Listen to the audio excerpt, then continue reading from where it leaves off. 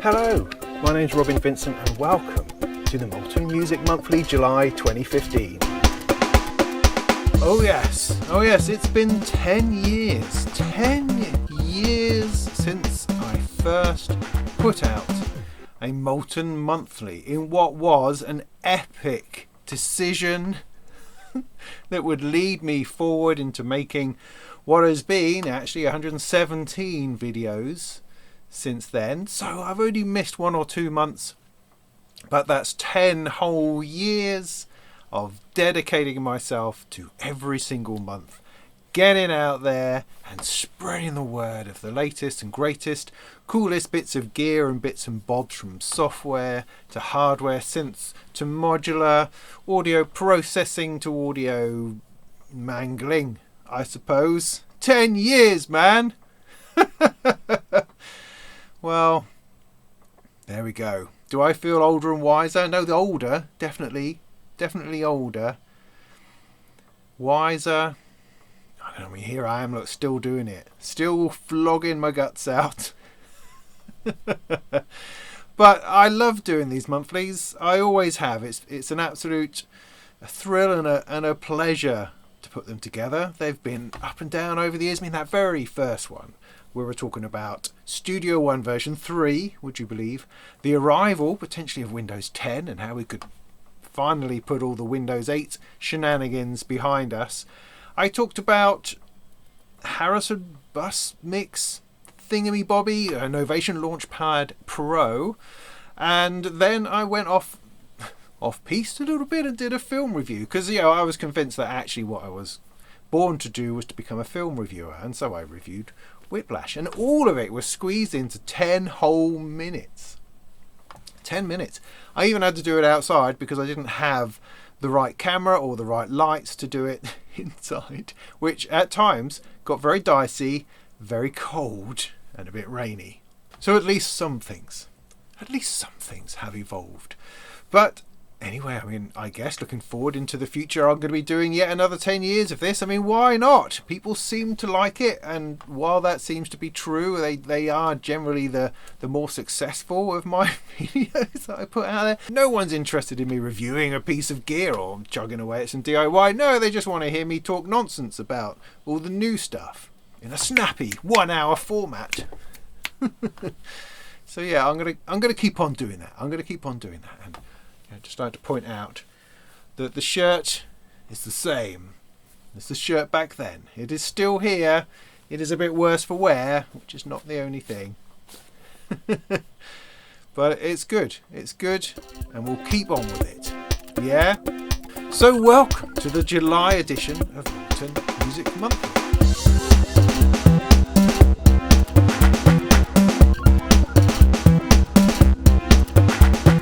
This month we are sponsored by DF Audio. DF Audio make patch bays, this kind of thing. Now, patch bays don't sound particularly interesting. It's one of those things that you don't really know that you need until you get one, and then you go, oh my goodness, I can't believe I ever existed without one. It's an essential piece of equipment which can absolutely revolutionise how you plug your stuff together.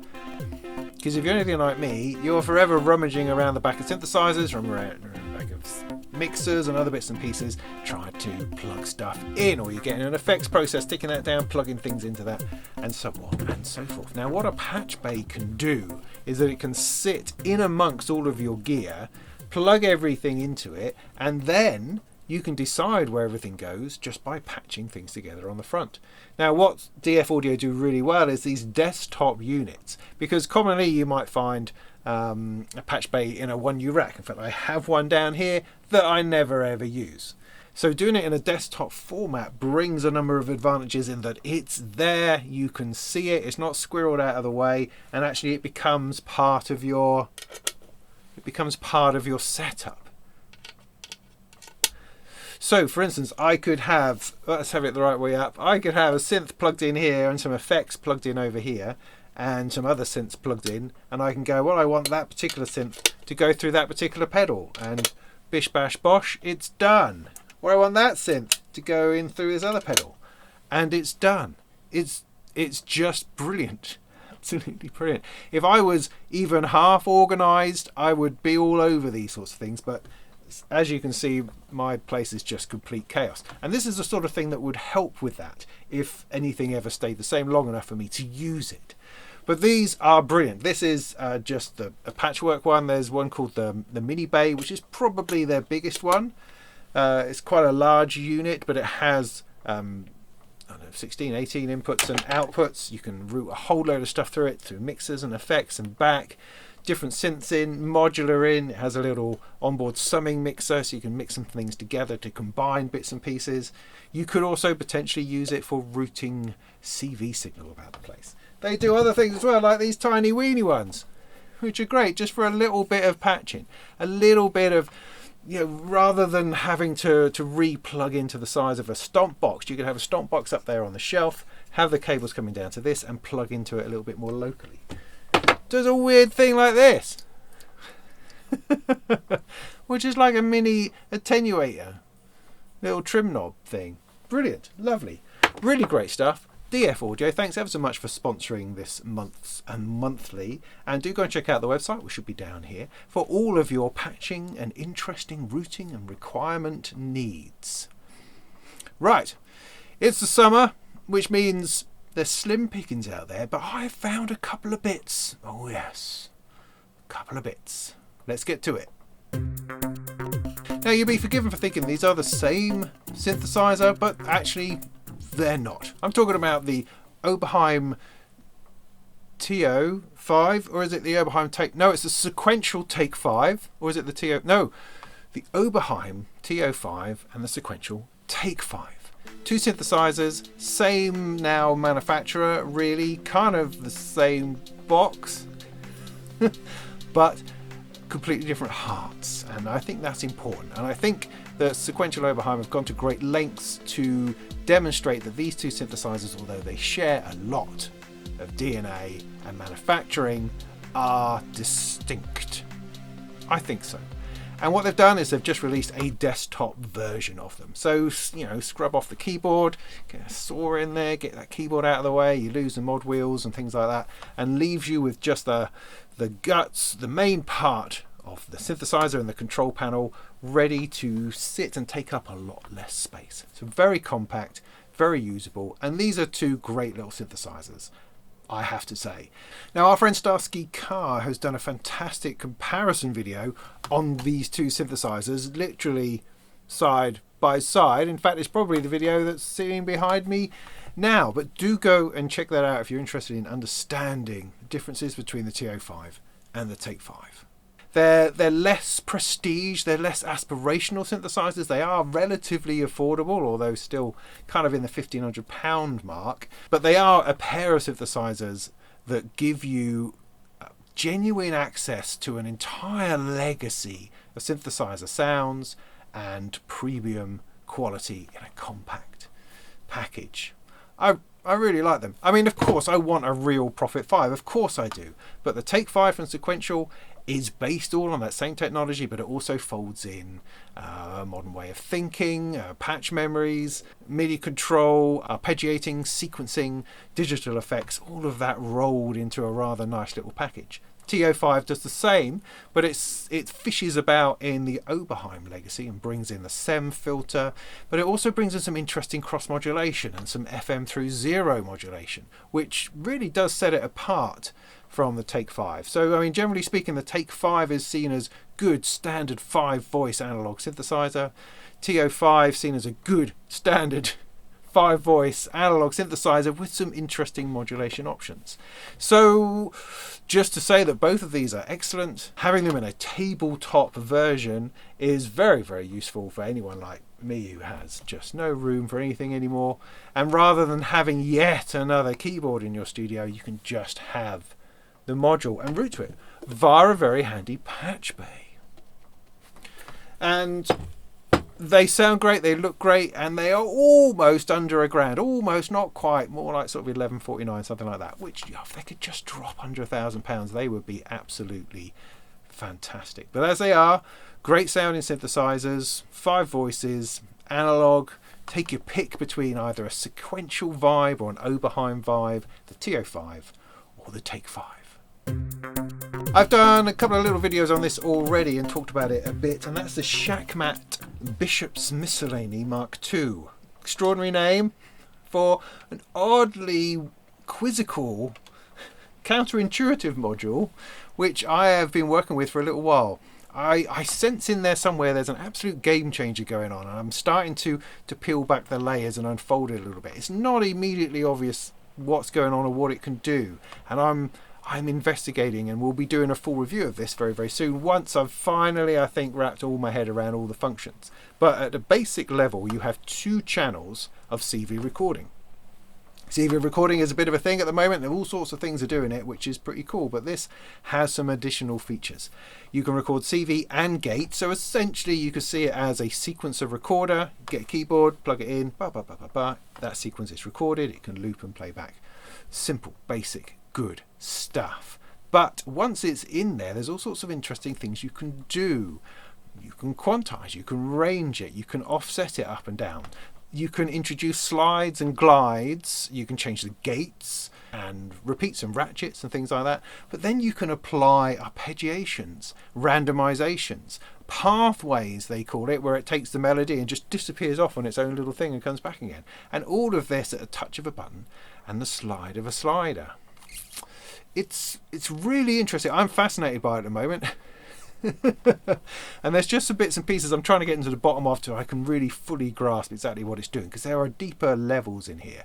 And one of the awesome things is that while it's great at improvisation and just pulling a sequence mid-set and dealing and messing about with that, you can save patterns and sequences and load them up in kind of like a playlist sort of way. So it could potentially, especially as there's 2 channels of this, you could potentially store an entire set inside it, take it to a gig, and have it play through while you manipulate, change, and process.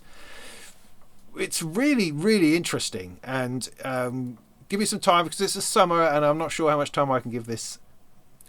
Because it's the summer, I'm not sure how much time I can squeeze in there, but it is more or less the thing I'm working on now. As everything else I don't know if you noticed, I had this sort of slew of reviews I had to get through that I really I've been working really hard, getting these done over the last couple of weeks. And I have the Donner L1, which is this fella here.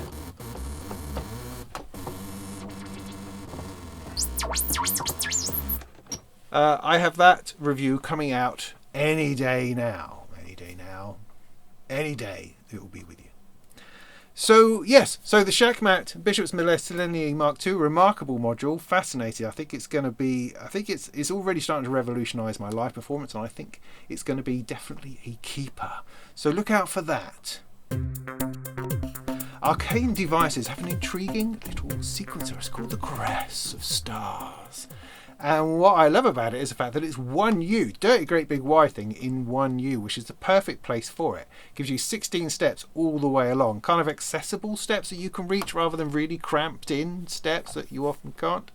It has 3 rows of LEDs which throw all sorts of different things at you. I think it has 4 channels, and it has this touch strip that runs along the top. So if you want to stick a sequence in, you play it along the touch strip in like a swanny whistle kind of way, in a trombone wah, wah, wah kind of way. I'm guessing, and I imagine you can quantize all of that into steps, into notes, CV and gate, and off you go. It looks like a lot of fun, very performable, very instant, and there, throwing things in and then moving on and throwing things in. And with its 4 channels, you can actually run a bit of a show with it. Yeah, very interesting. It's currently in prototype. They are aiming for a Kickstarter launch sometime at the end of August. I'm hoping to get one in, to have a bit of a play and do a bit of a showcase on. So that looks like a lot of fun. Talking of weird impact-driven wavetable synthesizers, were we talking about that? No, well anyway, this is called the XTRIKE, or XTRIKE. I think they're just going for strike, but they're going to spell it weirdly, from X Audio Systems, or is it Saudio Systems? Difficult to know, you see. When you start messing with the English language, you just don't know where you're going to end up. Anyway, this looks like an old drum synthesizer. What you've got, rather than having a keyboard on a synth, you've got a whacking great big pad, sort of a drum pad style thing. And you use that for everything, for every sort of interaction. Tappity tap, tappity tap, tappity tap, tap. Inside, there's a wavetable engine with all sorts of wavetable sounds. There's filtering, there's effects, there's sequencing, there's all sorts of things. I mean, it is directed towards more percussive sounds. You've got very pluck sounds in there. You've got something called snap attack, which is to do with the transient front end of whatever it is that you're doing. But then, as you go, oh, it's interesting, you wonder how on earth you're going to get different notes out as you only have the one pad. Well, it appears that velocity, I mean, I think anything can, but velocity for the most part seems to be being patched to everything. So the harder you hit, the different pitch that you get. You can scale it, of course, and quantize it so that you find yourself tapping your way through all sorts of lovely scales and melodies without a keyboard, just through tapping and how hard you press. That's quite interesting. They seem to be directing that velocity into all sorts of things like the filter and other parameters, so you've got a lot of heavy lifting done by how hard you hit the pad as opposed to where you hit the pad. It's certainly interesting. I mean, X Audio believes that this is probably the most extraordinary thing that's ever been invented. It's going to be a complete game changer and revolutionize the music technology industry. I mean, maybe. I'm not saying that it won't. I mean, it's certainly interesting and something that I've not necessarily seen before. I mean, in electronic drum kits and drum pads, there are all sorts of synthesis and things built in, Simmons kits and the Roland SPD pads and so on and so forth. So the idea of striking a synthesizer isn't particularly new, I suppose, but this looks like a fantastic implementation of that and could be a lot of fun. Certainly the synthesizer engine looks like it's been really well thought out. Oh yeah, you can also loop stuff. So you can audio record into itself and then create a loop from that and have that play as well. Maybe there's layering on top. I don't know. It's currently in prototype and is winding its way towards Indiegogo, I think, relatively soon. So I would go and sign up if you're interested. Out of the madness of Error Instruments, and this is not rocket science, comes the Kharper. The Kharper. So this is a harp built on Kharper Strong algorithms. Kharper Strong is the idea if you get a delay, you make the delay short enough and fed back enough, it creates this sound all of its own, this sound of a plucked string. And we use it a lot. It's kind of a basic form of physical modelling. And what the Kharper is trying to do is taking lots of different ways of doing that, stuffing it into a 4-voice, strokable and strummable and fingerable Eurorack module. Madness, I say, madness. You've got these 4 lines representing your 4 strings. You can pluck them all individually. You can send in strumming CV, like an LFO, to strum through them, or you can trigger them independently. You can change the tone so it goes from something approaching ethereal beauty all the way down into the usual sort of noisy, glitchy weirdness that comes out of Error Instruments. It's a lovely thing. I mean, I've got a Surface up here, funny enough, a Qubit Surface, which is based pretty much on the same technology, modelling technology, that I really, really like. The 2HP Pluck I used to have years ago, which I also really liked. So this is a similar idea, and it's capable of generating extraordinary bits of beautiful melody within your system. Knowing Error Instruments a little bit, I don't know. I have to reserve judgment a little bit on the level of beauty, because they just really love to glitch and fart and make crazy bonkers noises. And so, what is the potential of this thing actually singing beautifully, like some kind of siren song? I don't know, but it looks fascinating and so interactive. And you can also CV out, gate out into other things, so you can use it as a controller for stuff. There seems to be a lot of things in there. Of course, I mean, if Stein from This Is Not Rocket Science is involved, then it's going to be very, very clever inside. That is without a doubt. So, yeah, one to watch. Quite like to get my hands on one, I think. I think that could be a lot of fun. Now, Rob Papen has been making synthesizers for decades and decades. And he came up with kind of a style of what they look like back in 1997, and has stuck with that ever since. And I think that's the sort of thing that needs a bit more respect than it gets, actually, is that his synthesizers have this this modern vintage vibe where they all seem to have come from just around the turn of the millennia. And that's not to take anything away from the sound, because they sound flipping awesome. It's just the aesthetic tickles me somewhat. Anyway, this latest thing is called the WirePluck, similar to what we were just talking about with the Kharper. But with the WirePluck, it has different forms of synthesis inside in order to help you generate those plucky sort of sounds. So it has some wire modelling, it's got some Kharper strong in there, it's also got some FM tones and some waveform sort of subtractive synthesizer tones, and you layer these things up to create something a little bit more otherworldly. It's not aiming necessarily to be a struck guitar string or a harp, it's aiming to be a pluck from another dimension. That's very, very interesting. There are masses of controls on the front and also behind, because Rob is about nothing but the detail, and he loves to get in there to give you absolutely every single possibility of changing and manipulating that sound. So an extraordinary thing, I think you'll find. Definitely worth checking out. Signs Modular seems to be a new outfit coming out of Japan, and they sort of very modestly put out a couple of utilities, a little wave folder, a little mixer, that sort of thing, and then wham, here's a CS80 filter. Alright, okay, here we go.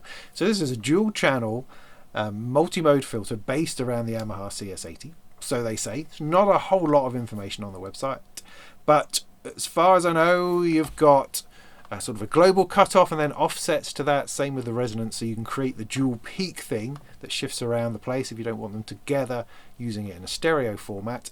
I really like the panel design, although there is absolutely not a label to be seen, so you're going to have to sort of feel your way through, but that ain't necessarily a thing. And in fact, the module we're going to talk about in a moment from WORNG Modular, they said something recently on the internet about how you don't need labels. Labels are for wusses.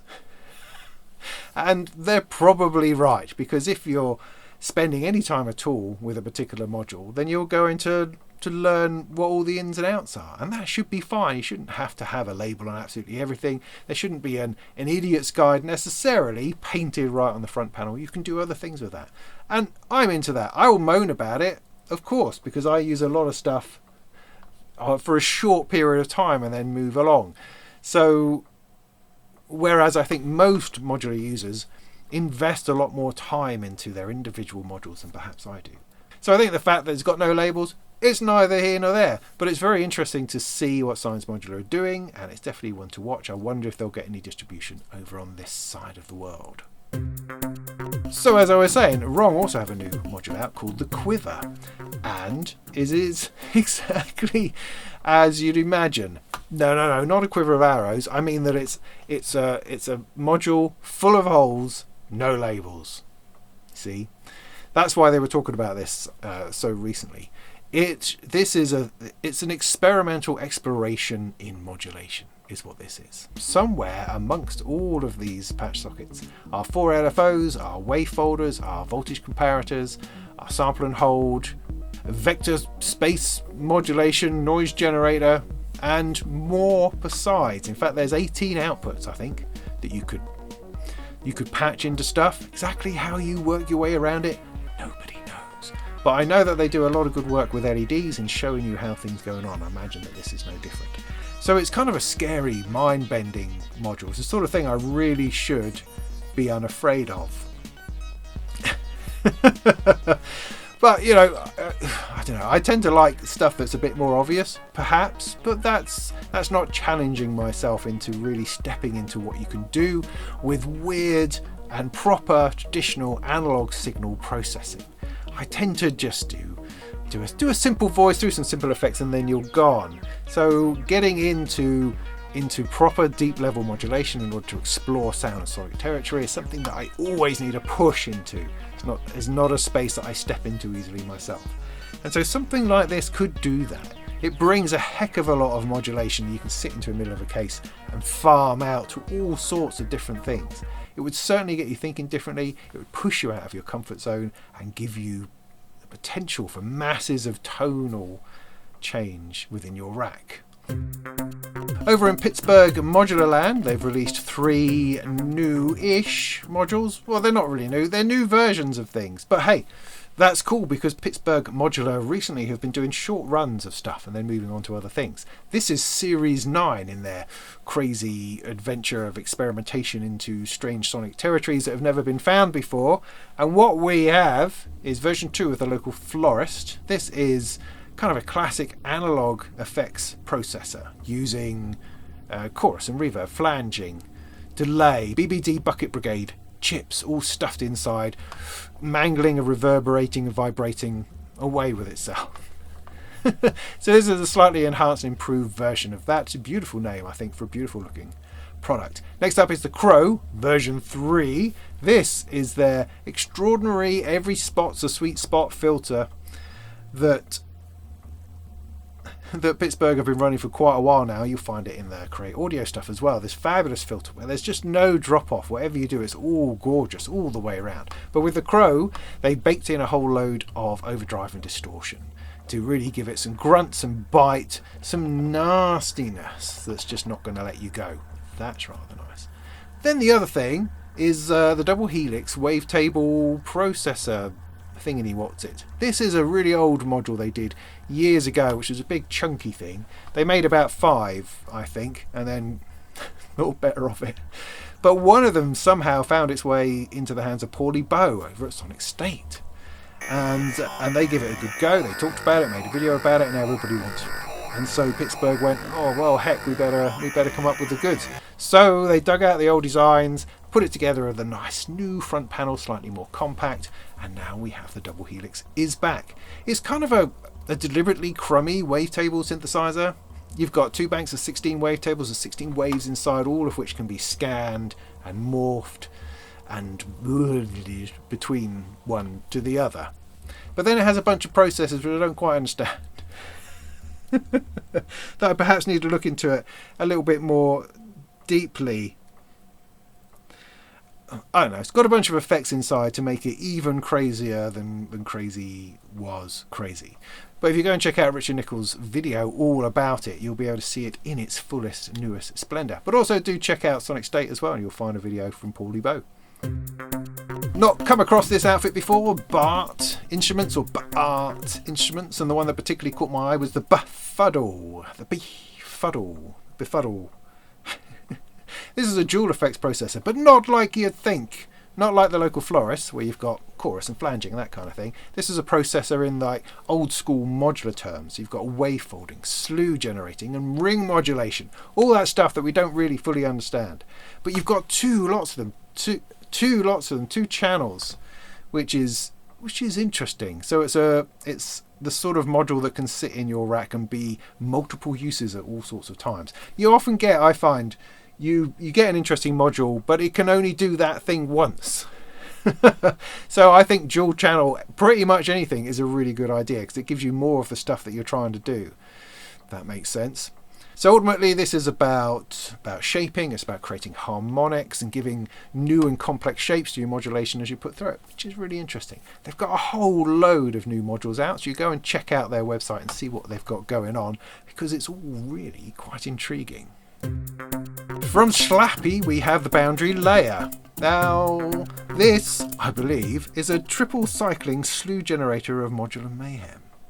I mean, it looks a lot like 3 fall and rise envelopes to me. It's a bit like, maths, the rise and fall of maths. Take that out, but put it into 3 channels.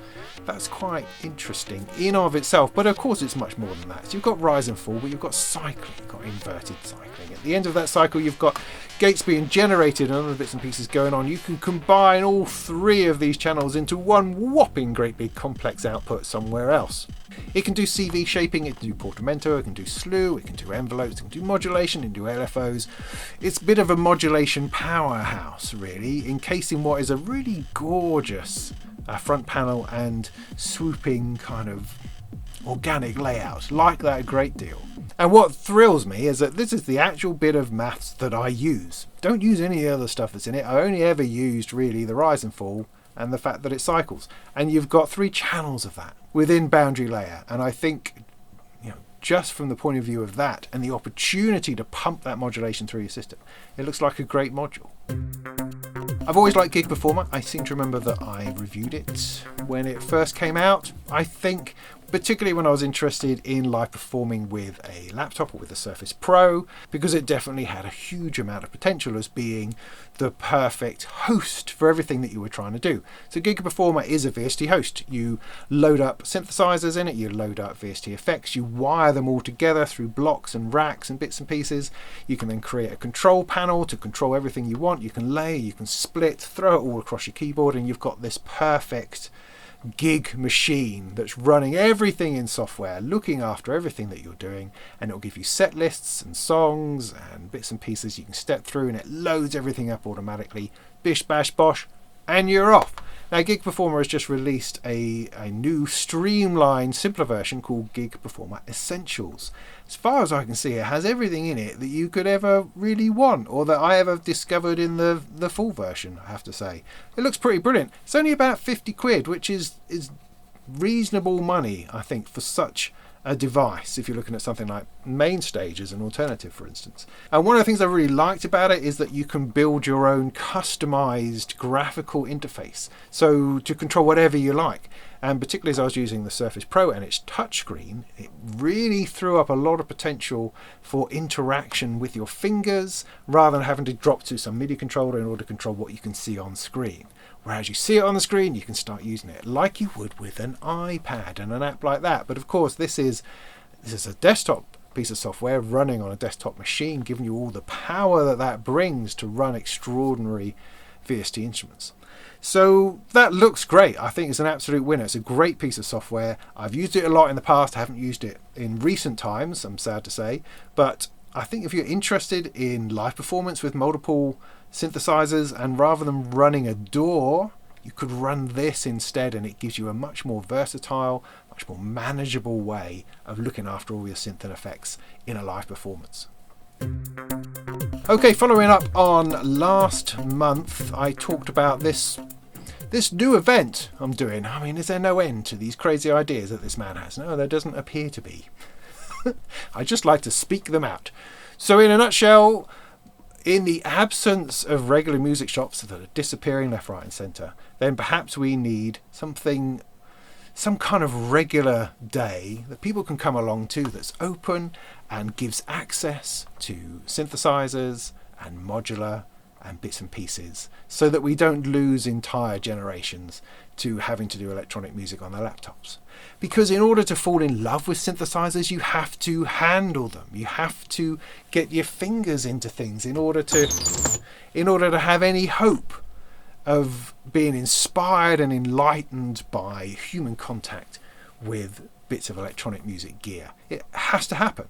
And music shops are disappearing, and the only place you now get to see these things for real is at synthesizer shows and music shows like Superbooth or Synth East, for instance. And that's great, but that's a ticketed event. It's an annual event, and it's a big behemoth thing which is a lot of hassle and trouble to set up, and it's all focused on a single day. Those are great. Love it, absolutely. So perhaps what I'm suggesting is that there might be room for a smaller thing to happen a little bit more often. A day, for instance, on a Saturday, that people can just come in and there will be synthesizers and people can play and ask questions and enjoy and engage with that possibility of making music on bits of hardware. That, I think, is something worth pursuing. So like a shop, it has to be open. It can't be ticketed as such.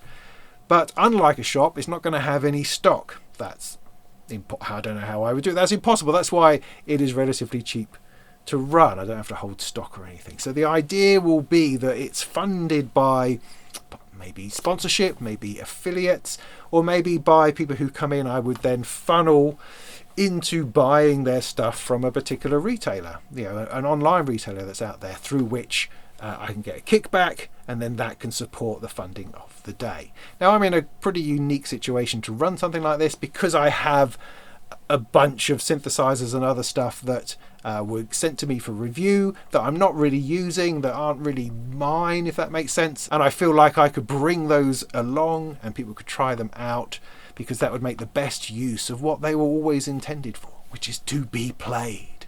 So from my unique perspective, I could potentially make that happen. Now there are a lot of perhaps difficulties, whether it's security or just the physical effort of dragging a whole load of stuff in and the amount of time and work it takes, but I think it could be worthwhile. I'd also like to sort of fold in a potential for renting modular systems to people as well as another way of funding the event. But ultimately the idea is to be able to get synthesizers and modular out into people's hands. Because without it, our industry is gonna wane, and it's gonna droop and leak through the floor. It's gonna disappear if we're not careful. So I've found a couple of venues in Norwich that might well be suitable, and I'm looking to throw my first one together for sometime in October. I think that's the plan. I need to work to some kind of plan, because otherwise this is just never going to happen. Because it is, if I think about it too hard, it is too difficult, it is too much trouble for little enough gain. But if I keep speaking it out like this, I keep telling people about it, it might actually happen. And this is nothing to take away from any show from Brystronica or Synth or Superbooth or anything like that. It's a different thing. It's more of a come, try and buy situation, if you see what I mean. Or something. I don't know. Anyway, that's the plan. I will keep you updated on it and let you know what's happening, and hopefully I'll call the papers and stuff when it's ready to go, because I think it's going to be terribly, terribly exciting. Norwich is the only place to be for synthesizers. That's certainly important. Right, that'll do. I think that's enough. Not masses this month. Everyone's quite relieved because it's the summer and no one wants to spend all their time watching the telly. So coming up, I have, as I say, this will be released any day. Not allowed to release my review until August. I don't know. I'm just trying to do what I'm told. I've got coming up the Ohm Force Bohm groove box thingy, kick drum, I don't know, all sorts of strange things. Got the Shakmat stuff coming up. I've got the, where is it? The Arcane Loki synthesizer. I'm going to do a review of that. I've got the Pianist from No Modular that I overlooked, and I'm going to bring back and do a review of that. I've got these strange bits and pieces, there's Replicant and this over here, those from that people. I've got a DIY kit of the Bio thingy bob with the joystick thingy thing. Got that. Got a one-eye roll from Bufacco to build. Tons and tons of stuff. No end of content I could be producing. And if that's interesting to you, then do think about subscribing. But also think about joining me on Patreon, because that's one of the ways that I fund this channel. You'll get advert-free videos on there, plus access to the virtual instruments that I'm building, some old songs and bits and pieces, and direct access to my Discord server. Lots of fascinating reasons to be all over that. Shall we have a live stream this Sunday? Yes, probably. I always stick probablys in there because our idea of keeping track of where we are is just to write things on the side of the fridge, and I'm going to need to go and travel to the fridge to find out whether Sunday night is free. I think it is. Let's pencil it in for 8 o'clock, usual sort of time, and just see what happens. But if it's going to occur, I'll post a link up beforehand, so do keep an eye out for that. And there's lots of things that we could play with. Oh, and I should say that Synth has been confirmed as the 20th to 22nd of February 2026 for a proper synthesizer show. So do stick that in your diaries. But otherwise, in the meantime, cheers, go and make some tunes.